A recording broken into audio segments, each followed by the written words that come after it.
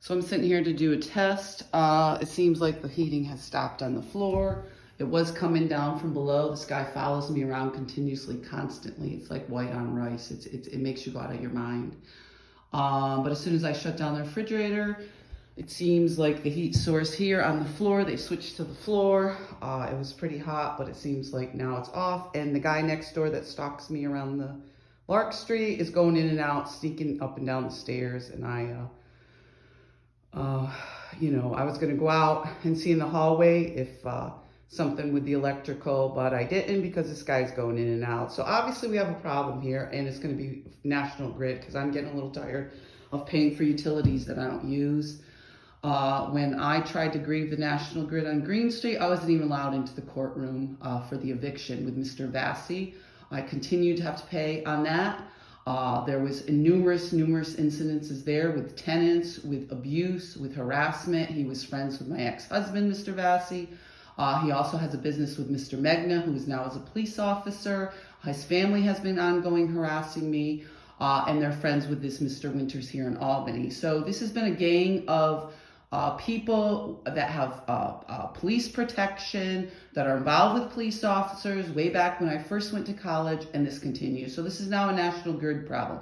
My cousin's husband works for National Grid. He showed up on Green Street making threats. There was ongoing problems. There was no heat. People upstairs were using kerosene heaters that were threatening me. This Sharon they're friends with was threatening me. She had her own standalone heater. So they had different heaters going on.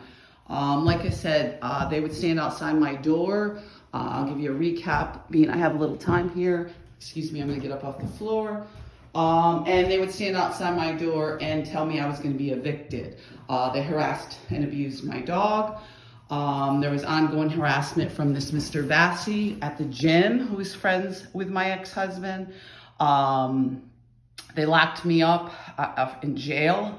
They called it catch and release, they said. They would just come there and do this stuff. They made me walk 10 miles home one night. It was horrible to try to get my dog because my dog was there. They were abusing my dog. They told me there's no such thing as dog fighting at the jail. They were abusing my dog. I never ended up staying in jail. They had taken me out there. They processed the paperwork, whatever, and they let me go. But anyway, I had to walk all the way back home, 10 miles. I get home. I couldn't get back into the apartment. I had to wait for Vassy to come. He was at the gym. And they took my car. I have a clear title for the car. They pulled up, they made up some bullshit excuse, and it was ongoing inability for me to get my car. I asked repeatedly. I asked the judges, Judge Lorman, Judge Tomlinson, Judge Katina, Judge Gilston, Judge Skoda, Asen. This has been ongoing with these judges too. They just shuffle papers. They tell me I have mental health problems. They put together this eviction. I go into court and they pick a fight and they don't even let me into the courtroom, and they give everything to Vassy, and my stuff was thrown out on the street. Stuff was stolen. My air mattress was ruined. I could have gone. They had a commercial stove in there that was releasing chemicals all night long. It was baking cakes or something. So I turn it on and use it for a little bit, like to make dinner. And by the time it would cool down, it would release these toxic fumes. Somebody told me it had been used to make commercial cakes. Or I think he even mentioned it because, this is the ongoing joke that the kind of games that they play with people. And I could go on and on with the problems there. But this is post-separation abuse. It's an absolute nightmare. Because they'll usually know somebody. It's a very small area. Mr. Vassy and Mr. Megna were friends with my ex-husband on Green Street. On Arnold Avenue, it was friends of my half family, Ron Bays. He worked in the mill with these people. On Vanderveer, it was my mother's friend. She used to live over on Vanderveer. Her friend Virginia lives across the street. So we can go through things like that, where these people are friends with people. They set something up in an apartment, and then they torture you.